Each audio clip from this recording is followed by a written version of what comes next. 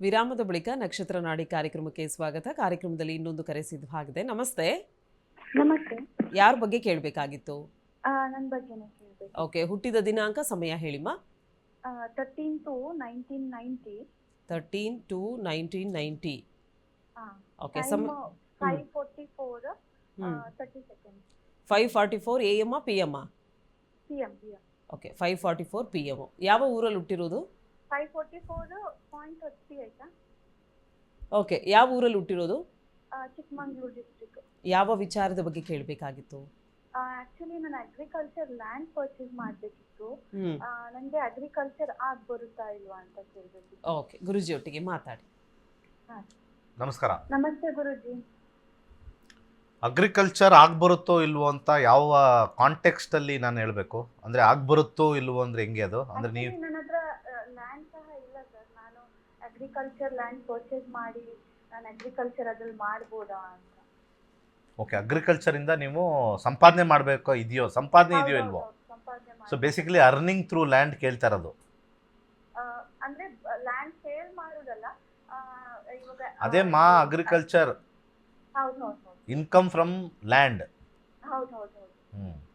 Okay, ಈಗ ಅದು ತಗೊಂಡು ನಾಳೆ ರೇಟ್ ಅಲ್ವಾ? ಹೌದು ಸರ್. ಅದನ್ನು ಯಾಕೆ ತಲೆ ಇಟ್ಕೊಂಡಿಲ್ಲ? ಅಂದ್ರೆ ಸ್ವಲ್ಪ ಒಳಗಡೆ ಪರ್ಚೇಸ್ ಮಾಡೋಣ ಅಂತ, ಒಂದು 2 ಎಕರ್ ಹಾಗೆ. ಸೊ ಅದಕ್ಕೆ ನನಗೆ ಕೇಳಬೇಕಿತ್ತು ನಿಮ್ಮ ಹತ್ರ. ಗುರುದಶೆ ನಡೀತಾ ಇದೆ. ಹೌದು ಸರ್.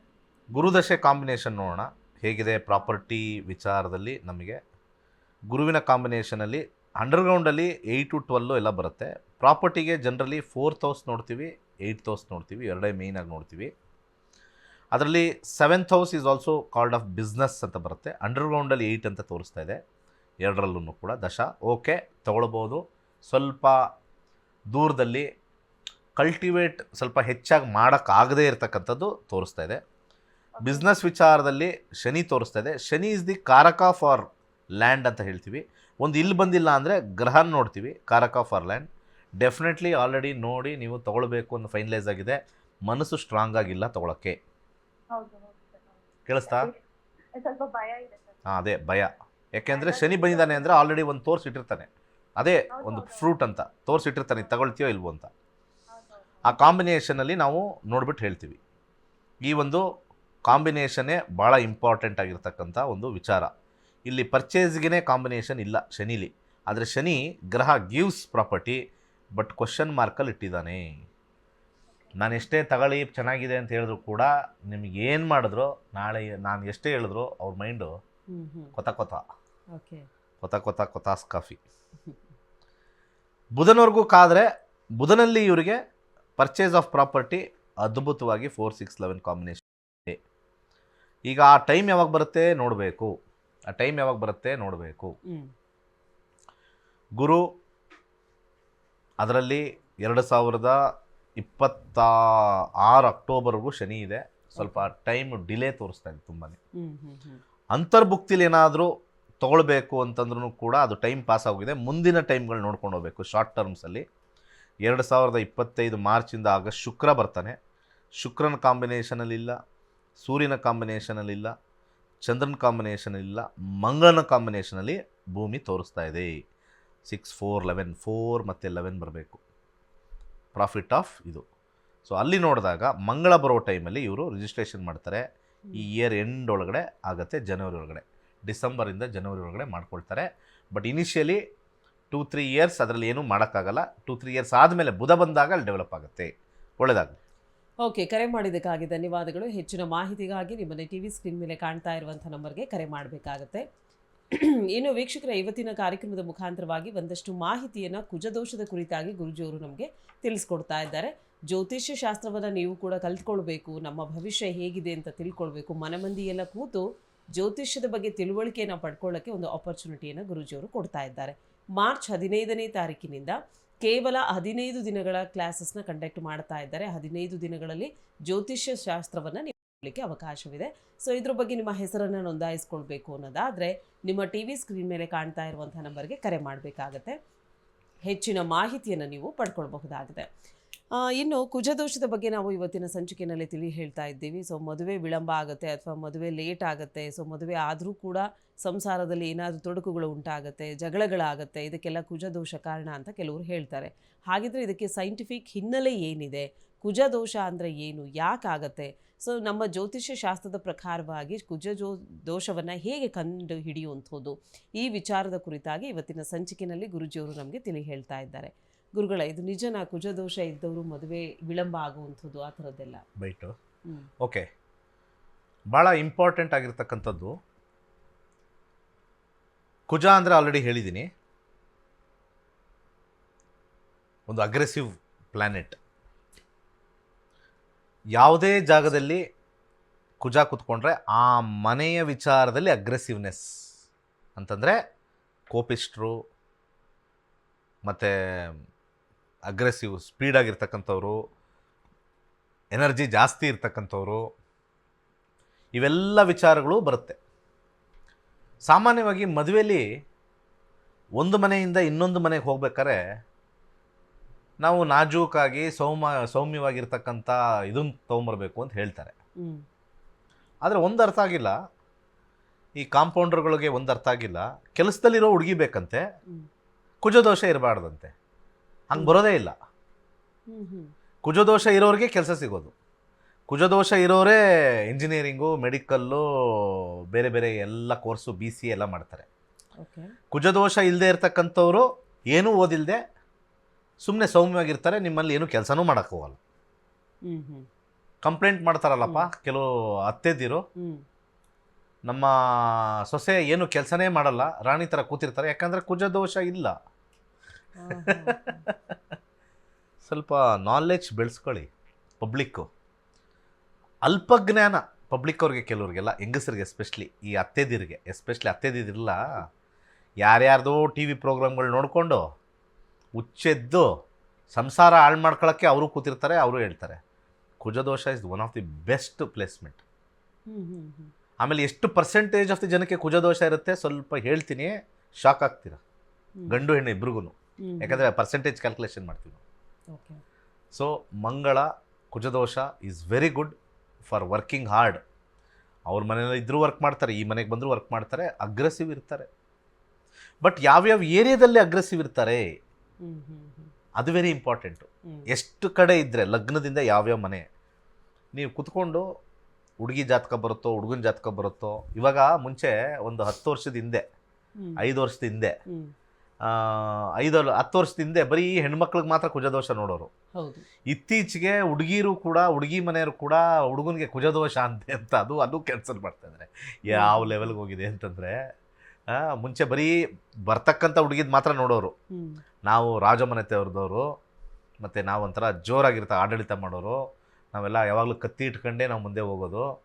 ಊಟಕ್ಕೆ ಹೋಗ್ಬೇಕಾದ್ರೆ ಕತ್ತಿ ಇಟ್ಕೋತೀವಿ, ಬೆಡ್ರೂಮ್ಗೆ ಹೋಗ್ಬೇಕಾದ್ರೆ ಕತ್ತಿ ಇಟ್ಕೊಂಡು ಹೋಗ್ತೀವಿ, ಬಾತ್ರೂಮ್ಗೆ ಹೋಗ್ಬೇಕಾದ್ರೆ ಕತ್ತಿ ಇಟ್ಕೊಂಡು ಹೋಗ್ತೀವಿ. ಅಂಥ ಮನೆತನದವರು ನಾವು ಅಂತ ಇರ್ತಾರೆ. ಅಂಥ ಮನೆತನದ ಇರ್ತಕ್ಕಂಥವ್ರು ಹೆಣ್ಣು ಬರೋದೆಲ್ಲ ಸೌಮ್ಯವಾಗಿ, ನೈಸಾಗಿ, ನಾಜೂಕಾಗಿ, ನಾವು ಹೇಳ್ದಂಗೆ ಕೇಳ್ಕೊಂಡು ಇರಬೇಕು ಅಂತ ಹೇಳಿ ಅಲ್ಲಿ ಕುಜದೋಷ ಹುಡ್ಕೋರು. ಕುಜದೋಷ ವೀಕಾಗಿರೋರು ಇದೆ ಹುಚ್ಚರು. ಅವ್ರು ಬರೋರು ಸುಮ್ಮನೆ ಒಂದು ಸೋಫಾ ಮೇಲೆ ಕೂತ್ಕೊಳ್ಳೋರು, ಶೋ ಬೊಂಬೆ ಥರ ಇರೋರು, ಏನು ಕೆಲಸ ಮಾಡ್ತಾ ಇರಲಿಲ್ಲ, ಆಳು ಕಾಳು ಇರ್ತಾಯಿದ್ರು. ಸೊ ಮನೆನೂ ಜವಾಬ್ದಾರಿಯಾಗಿ ನಡೆಸಬೇಕು ಅಂದರೆ ಕುಜದೋಷ ಇರಬೇಕ್ರಿ. ಅರ್ಥ ಮಾಡ್ಕೊಳ್ಳಿ, ಕುಜದೋಷ ಇರಬೇಕು. ನಿಜವಾಗ್ಲೂ ಹೇಳ್ತೀನಿ, ಈ ಕಾಂಪೌಂಡರ್ಗಳು ಸ್ವಲ್ಪ ವಿಚಾರ ಗೊತ್ತಿಲ್ಲದೆ ಇರ್ತಕ್ಕಂಥ ಅರ್ಚಕರು ಮಕ್ಕಿ ಅಂದ್ರೆ ಗೊತ್ತಲ್ಲ? ಕಾಪಿ ಪೇಸ್ಟ್ ಅರ್ಚಕರನ್ನ ಚೇಂಜ್ ಮಾಡ್ಕೊಳ್ಳಿ. ಯಾಕಂದ್ರೆ ನಾನು ಕೊಡೋ ಇನ್ಫಾರ್ಮೇಷನ್ನು ಅರ್ಚಕರಿಗೆ ಇನ್ಫಾರ್ಮೇಷನ್ ಆಗಿ ಹೋಗ್ಬೇಕು. ಬೇಕಾದ್ರೆ ನಾವು 50,000 ಜಾತಕ ನೋಡಿದ್ದೀವಿ ರೀ ಇದುವರೆಗೂ. 50,000 ನನ್ನ 35 ವರ್ಷ ಅನುಭವದಲ್ಲಿ. ಕುಜದೋಷ ಇರೋರೇ ಚೆನ್ನಾಗಿದ್ದಾರೆ, ಕುಜದೋಷ ಇಲ್ಲದೆ ಇರೋರಿಗೆ ಜೋಶೇ ಇಲ್ಲ. ಆ ದೋಷನ ಜೋಶ್ ಅಂತ ಕರೀತಾರೆ. ಇವ್ರಿಗೆ ಏನು ಹೇಳಬೇಕು, ಏನೋ ಹಣ ಮಾಡೋ ಭರಾಟೆ ಎಲ್ಲರೂ ಹೇಳಕ್ಕೆ ಹೋಗ್ತಾ ಇದ್ದಾರೆ. ಎಲ್ಲರಿಗೂ ಕುಜದೋಷ ಇರುತ್ತೆ. ಯಾವುದೇ ಜಾತಕ ಹಾಕ್ತೀನಿ ಇನ್ಮೇಲೆ, ಅದನ್ನು ಸ್ಟಾರ್ಟ್ ಮಾಡ್ತೀನಿ, ಇದೇ ಚಾಲೆಂಜು. ಬರೋ ಜಾತಕ ಯಾರ್ದಾರು ಕಾಲ್ ಇದ್ದರೆ ಕುಜದೋಷ ನೋಡೋಣ. 10ರಲ್ಲಿ 6ರಿಂದ 7 ಇರುತ್ತೆ ಕುಜದೋಷ. ಮತ್ತು ಎಂಟೈರ್ ಪಾಪ್ಯುಲೇಷನ್ ಇಸ್ ಕುಜದೋಷ. ಅವನು ಯಾವನ ತಲೆಕೆಟ್ಟು ಅವನ ಹತ್ರ ಹೋಗ್ತೀರ 50 ರೂಪಾಯಿ ಇಟ್ಟು ನೀವು, 50 ರೂಪಾಯಿಗೆ ನಿಮ್ಗೆ ಏನು ಸಿಗುತ್ತೆ? ನಿಮ್ಗೇನು ಸಿಗುತ್ತೆ 50 ರೂಪಾಯಿಗೆ ಅಲ್ವಾ? ಹೌದು. ಚೀಪಾಗಿ ದುಡ್ಡು ಕೊಟ್ಟರೆ ಚೀಪಾಗಿರೋದು ಸಿಗೋದು, ಚೀಪ್ಕೊಂಡಿರ್ಬೇಕು ಮನೇಲಿ. ಅರ್ಥ ಆಯ್ತಲ್ಲ? ಯಾಕೆ ಅದು 10 ರೂಪಾಯಿ ಇಟ್ಬಿಟ್ಟು ಏನೋ ಶಾಸ್ತ್ರ ಕೇಳ್ತಿರಲ್ಲ, ಬೇಡದೇ ಇರೋದೇ ಹೇಳೋಕ್ಕೆ ನೀವು ಹೋಗ್ತೀರ ಅಷ್ಟೇ. ಫ್ರೀ ಹೇಳೋರು, ರಾಶಿ ಭವಿಷ್ಯ ಹೇಳೋರು ಇವರೆಲ್ಲ ಅಸ್ಟ್ರಾಲಜರ್ಸೇ ಅಲ್ಲ.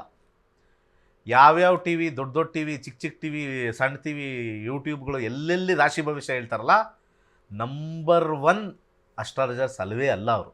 ಫಸ್ಟ್ ಆಫ್ ಆಲ್ ನಂಬರ್ 1 ಕಪಟ. ಅವ್ರಿಗೇನು ಮಾತಾಡೋಕ್ಕೆ ಸಬ್ಜೆಕ್ಟೇ ಇಲ್ಲ.